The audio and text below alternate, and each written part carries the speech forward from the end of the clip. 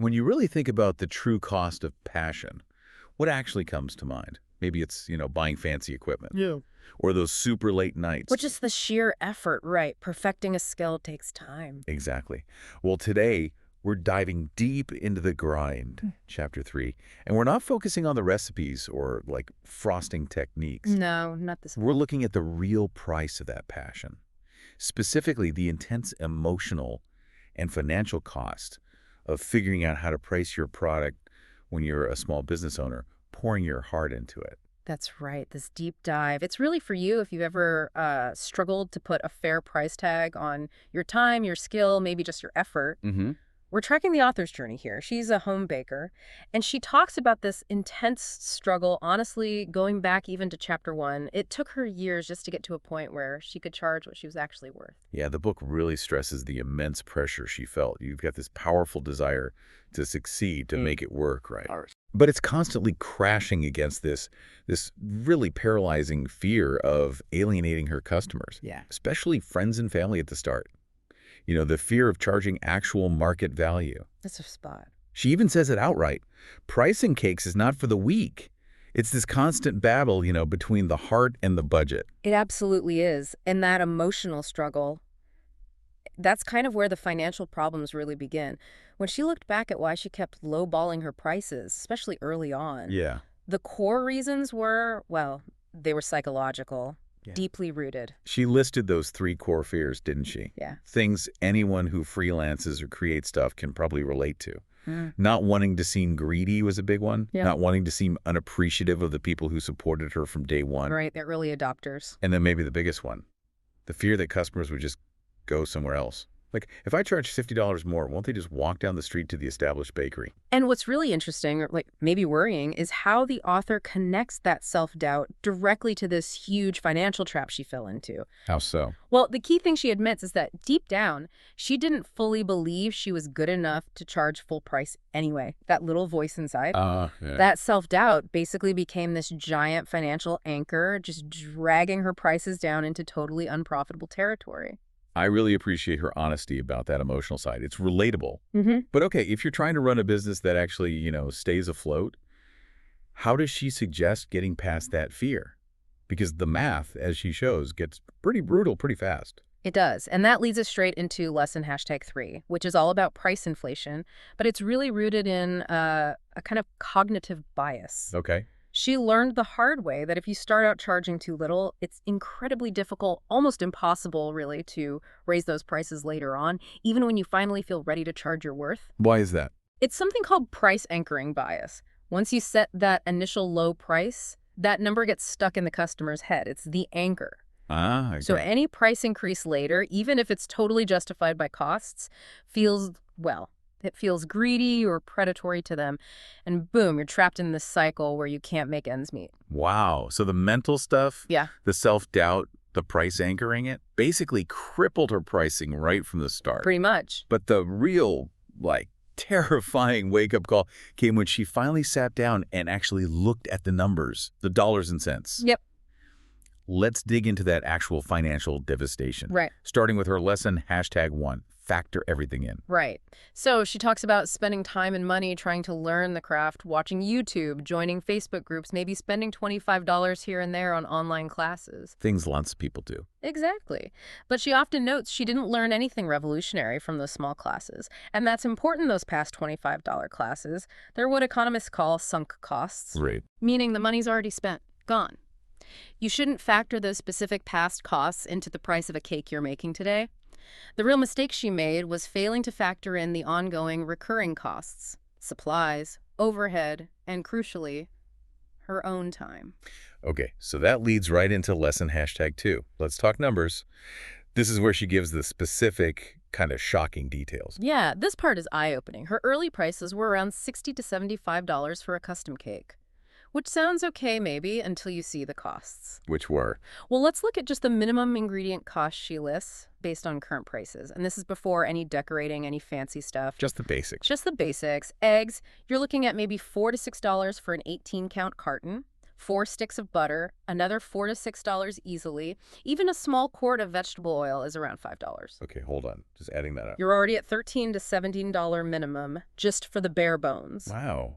And she emphasizes, right, that we still haven't even thought about flour. New special flavorings, maybe premium fillings, all the powdered sugar for the frosting. Or the cardboard cake boards underneath, fondant if you use it, even the sturdy boxes you need to transport the cake safely.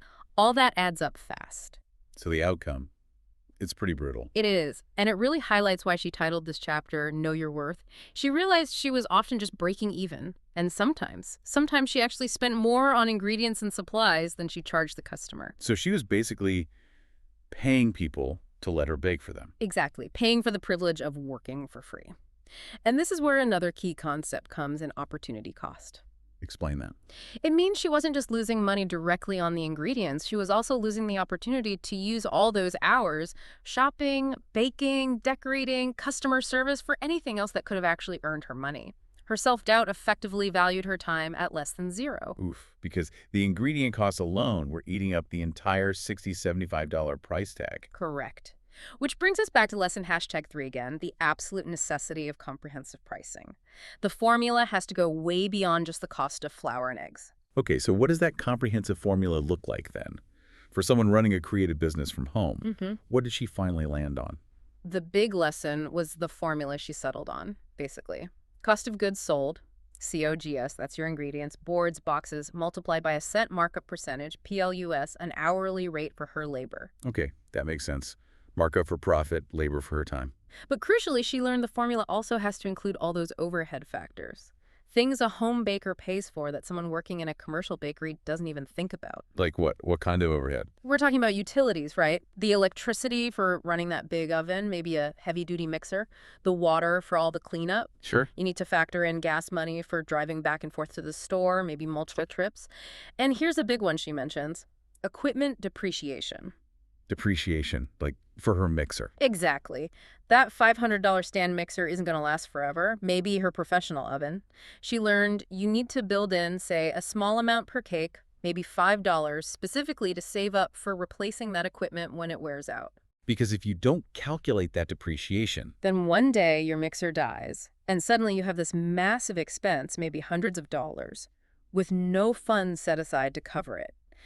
Your profit margin needs to account for replacing your tools. that's the fundamental difference, isn't it, between the home baker and someone working in a shop.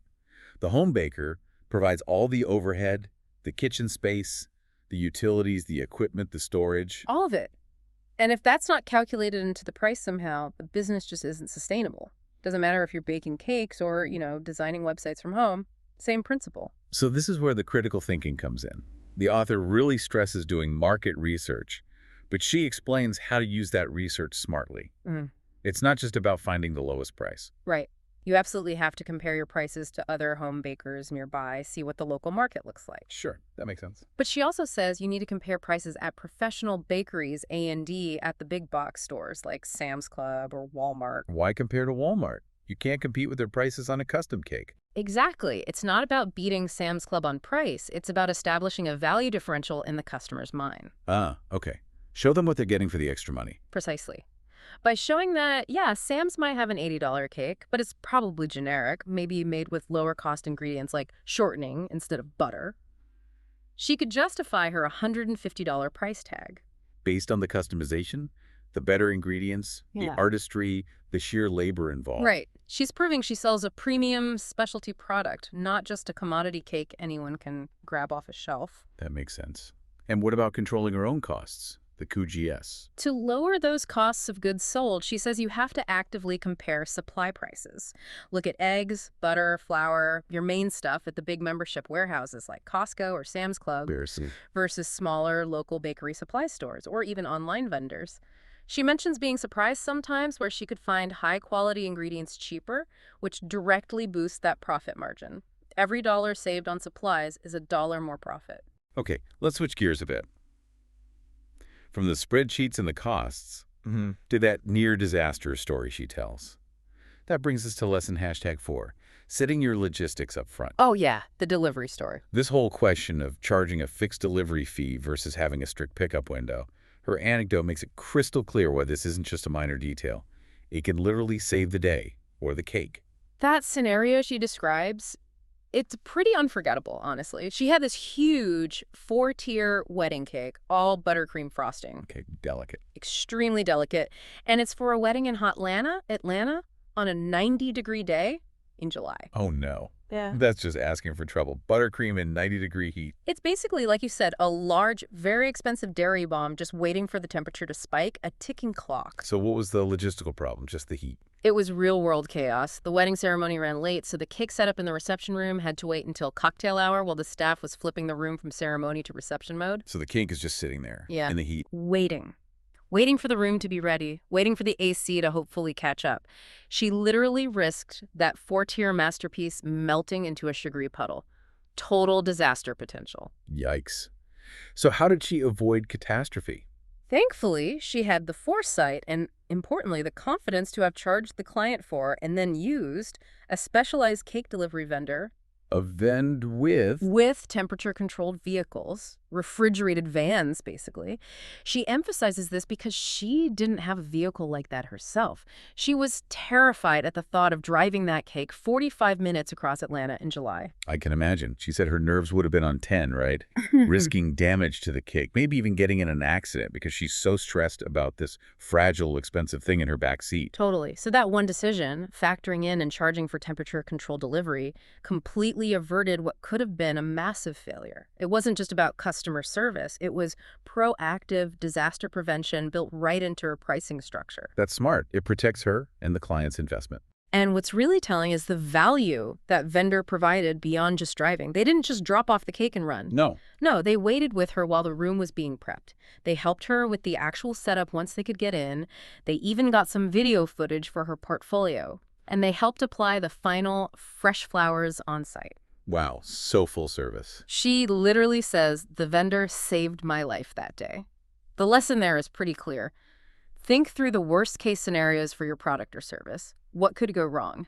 Then figure out the best way to prepare for that, cover the risk, and build that preparation cost into your price. The client is paying for reliability and peace of mind. Okay, so let's tie this all together. We've got the math, the costs, the crippling self-doubt, the logistical nightmares.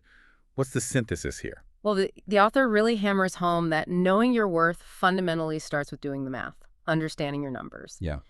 The really painful truth she had to face was that her pricing wasn't just a little low. She was, in her words, literally paying people to let me bake for them. And that emotional journey she describes, going back to the earlier chapters, that struggle was a direct result of not respecting her own numbers, her own value. Absolutely. And the big takeaway here is universal. It doesn't matter what you do. If you are just guessing at prices for your product or service, could be baking, consulting, writing, design, anything, you are almost certainly undercharging. You need that formula. You need a formula, one that explicitly covers your time, your materials or supplies, your overhead, including things like depreciation, and yes, a healthy profit margin, period, no guessing.